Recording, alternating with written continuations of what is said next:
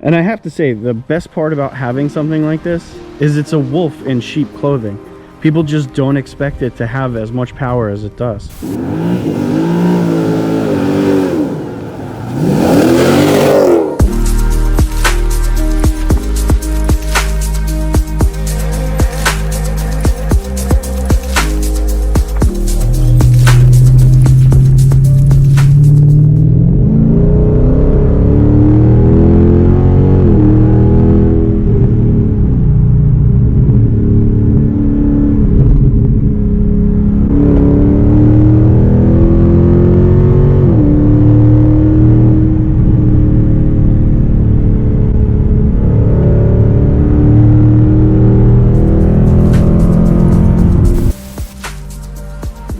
Alright guys, so welcome back to the channel. Thank you for spending a few moments here with me.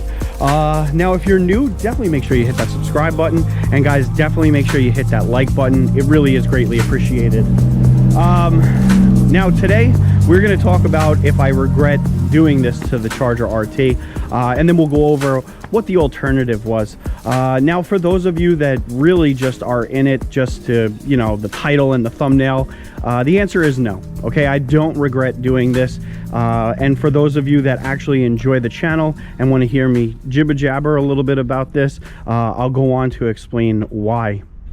So what you're looking at is a Charger RT. It started off with a 5.7 under the hood, and it still has a 345 block in there. It's got a 392 stroker kit, and the cylinders were bored out, so it makes a 397. It also has a Genetti Racing cam in there. It has a 392 intake manifold, a Hellcat throttle body, a Diablo intake.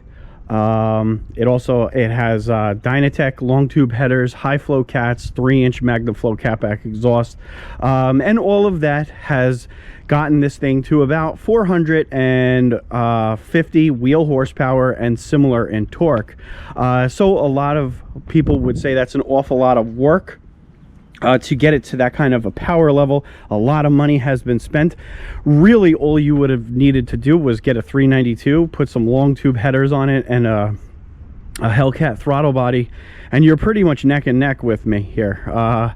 Anybody that has a 392 or Scatpack that does those two modifications with a tune would be right there, probably even potentially even beat me, because I flat out stink at driving.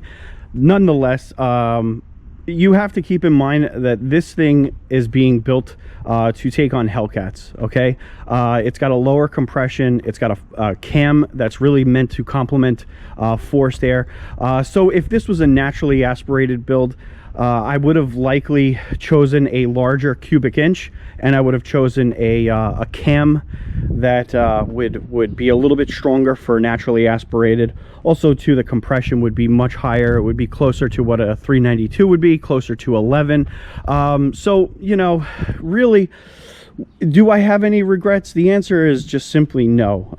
If I went out and got a Scatpack in place of this, or instead of this, the odds are this channel would just not exist. If I were to go back 3 years and, you know, really just picked out a Scatpack that I really wanted, the bottom line is I just wouldn't have had enough money to do anything to the car.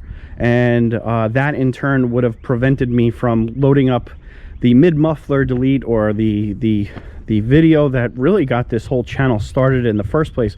So it's really more so about the journey. I've learned so much about cars. When I first started this channel, I really was just such a noob about cars. What's up, dude?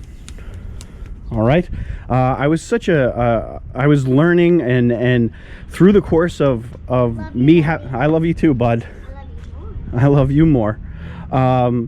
It really has opened my eyes to, you know, some of the things that you could do with these cars. And you know, I don't really want to tell you guys what's the best route to go into, you know, or this, that, and the other thing. What I've learned is horsepower is either you pay it up front, like get a Hellcat or a 392, or you mod and you have to pay as you go, kind of a thing. Horsepower is not cheap.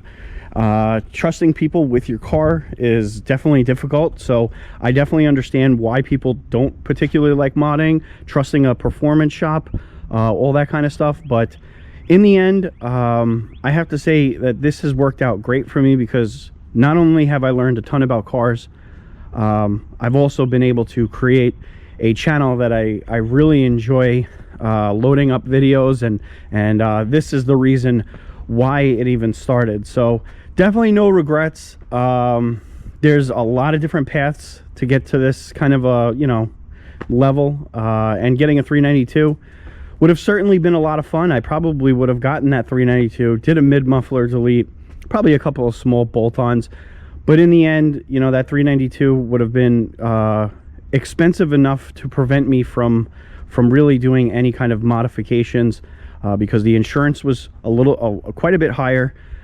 My down payment needed to be a lot more money. It worked out to about almost 10,000 difference. So I got this thing for 27, and the Scatpacks at that point were around 36 for similar miles. I didn't want to get anything with more than 15,000 miles on it. So that's really the answer to the question. And guys, I hope you're staying inside, staying indoors, staying healthy, kind of a thing.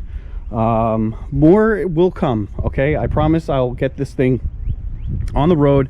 I'm gonna get the drag radials on there. We're gonna find out what this thing is capable of doing. As far as I'm concerned, it has the potential to put down some really awesome times, and it's just a matter of me getting out there and actually doing it. So guys, hang tight. I know a lot of you guys are really itching to see what this thing is actually capable of doing, how it would do against stiffer competition and everything, and it will come. It's just the time's got to be right, kind of a thing. All right guys, so with that being said, again, definitely make sure you hit that subscribe button. I really do appreciate it. Hopefully by the end of today, tomorrow, we'll be at 60K and sailing. All right guys, I will catch you on the next upload.